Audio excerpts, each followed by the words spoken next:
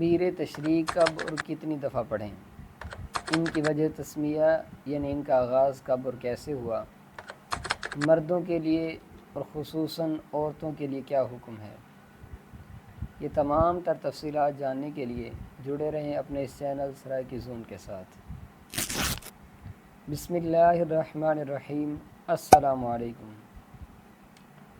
سامعین و ناظرین، یہ کلمات اللہ اکبر لا الہ الا اللہ واللہ اکبر وللہ الحمد، مبارک کلمات کو تکبیر تشریق کہتے ہیں۔ تکبیر کا معنی اللہ تعالیٰ کی بڑائی بیان کرنا یا اللہ اکبر کہنا، اور تشریق کا معنی ہے دھوپ میں گوشت کو سکھانا۔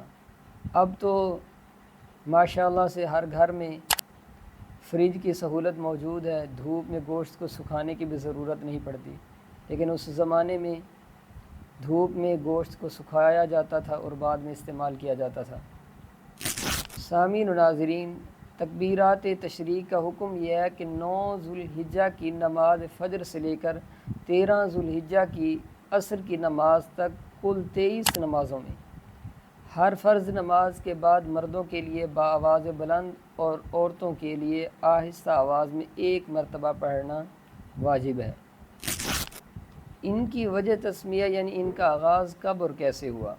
حضرت سیدنا ابراہیم علیہ السلام نے جب حضرت سیدنا اسماعیل علیہ السلام کو ذبح کرنے کے لیے زمین پر لٹایا تو اللہ عز و جل کے حکم سے حضرت جبریل علیہ السلام بطور فدیہ جنت سے ایک دمبا لیے تشریف لائے اور دور سے اونچی آواز میں فرمایا اللہ اکبر اللہ اکبر۔